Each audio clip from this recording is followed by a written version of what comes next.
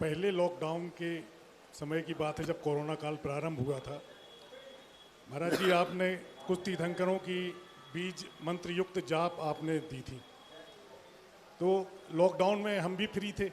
मैं सोचा जब महाराज जी ने जाप दी हैं तो क्यों ना इनका सदुपयोग किया जाए।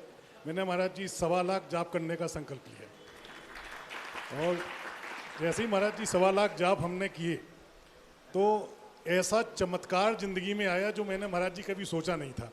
मैं तो एक निर्द्वंद भाव से जो है वो जापें दे रहा था। तो महाराज जी, एक सिंपल अक्षर में सिर्फ अंक की मात्रा लग जाती है या नीचे कुछ और रेख लग जाती है, तो ऐसा क्या परिवर्तन आ जाता है महाराज जी की जो है वो चमत्कारी प्रभाव देने लगते हैं। और महाराज जी, इसी के साथ एक और जिज्ञासा हमारी है कि क्या हम श्रावक लोग कहीं कोई ऐसा स्रोत है जिसके माध्यम से बीजाक्षरों का अध्ययन कर सकें, या हम लोगों को करना चाहिए या नहीं करना चाहिए? पहली बात, उसमें चमत्कार नहीं होता तो साधु उसको देता ही नहीं,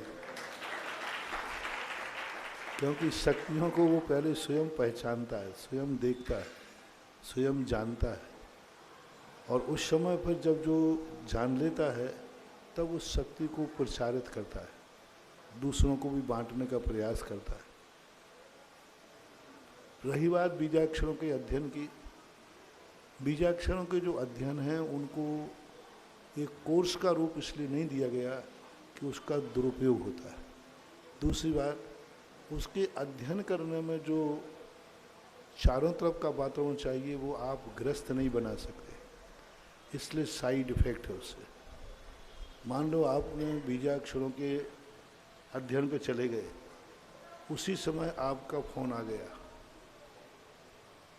कि दुकान पर, व्यापार में, रिश्तेदार में गड़बड़ हो गया, तो आपका उपयोग किस तरफ जाएगा? तो बस फिर वो अटैक कर देगा। इसलिए गृहस्थ को उपासना मंत्र दिए जाते हैं, उपासना मंत्र का अध्ययन, क्योंकि इनमें इतनी एकाग्रता होती है कि चाहे दुनिया मर जाए, स्वयं मर जाओ, लेकिन जिस समय उसकी साधना कर रहे हो उस साधना से आपका मन वचन का डिगना नहीं चाहिए किसी भी प्रकार। यदि मौत आती है तो मर जाओ। सामने यदि मरा हुआ है, हमारे साथ में आता है कि जिस समय इतने दयालु हैं, कोई हिरण मरा चिल्लाता हुआ गोदी में भी गिर जाए, महाराज मुझे बचाओ, उनको खबर ही नहीं रहती है।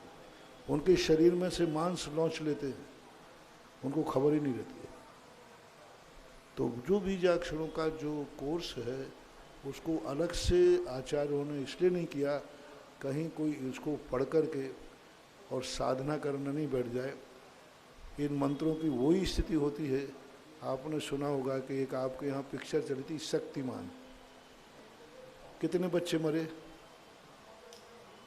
हैं, शक्तिमान बचाने आएगा, ऐसा हमें लोगों ने सुनाया जो कि उसमें बच्चों को और कूद गए मंजिल से। तो अब उसके मंत्रों में बहुत बड़ा एकाग्रता चाहिए, पागल भी हो जाते हैं, विक्षिप्त भी हो जाते हैं। इसलिए बीजाक्षर वो ही तुम्हारे लिए श्रेष्ठ है जो जाप का रूप बन जाए। आप लोगों को सरल करने का, आप लोगों को बीजाक्षर का ध्यान नहीं बताते कोई भी, आपको बीजाक्षर को आगे पीछे जाप कर देंगे, उसका पावर कम कर दिया। जैसे सपोज कीजिए ह्राम ह्रूम बीजाक्षर है, तो अब ह्रूम का तुम्हें ध्यान करने को नहीं देंगे। वो कौन से परमेष्ठी के साथ लगता है? आचार्य। ओम ह्रूम नमो आयरियाणम। अब वो इन सब अक्षरों ने उसकी ताकत को कम कर दिया। ओम ह्रीम लगा देने से जो मूल अक्ष की ताकत है वो ताकत सुपाच्य हो जाती है, सुपाच्य हो जाती है, क्योंकि ओम ह्रीम लगा। इसलिए कोई भी मंत्र आपको जाप को दिया जाता है बिना ओम ह्रीम के नहीं दिया जाएगा, और ओम ह्रीम हटा के करोगे तो बल फ्यूज हो जाएगा। इसलिए ओम ह्रीम लगाने का अर्थ है उसकी ताकत कम कर दी। दाल और चावल दोनों में अब देखना, ओम भी बीजाक्षर है, ह्रीम भी बीजाक्षर है, और आगे जो बीजाक्षर वो भी हैं, लेकिन इन सब को मिलाकर कर दिया जाए ताकत कम हो गई, सुपाच्य, कम नहीं हुई सुपाच्य, और तुमसे कह जाए अलग कर दिया जाए, ताकत बढ़ गई। जैसे खिचड़ी होती है, डॉक्टर बीमारी में क्या बताता है? दाल चावल क्यों नहीं? खिचड़ी में क्या होता है? तो वह दाल चावल क्यों नहीं? दाल चावल क्यों नहीं? और खिचड़ी में दाल चावल के अलावा क्या है? अंतर क्या है?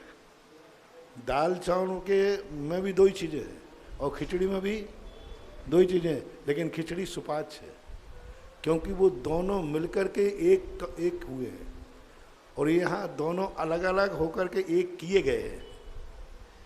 तो दाल चावल सुपाच्य नहीं है क्योंकि अलग अलग है, और दोनों खिचड़ी में मिला दिए जाएं तो आप लोग खिचड़ी के लायक हो।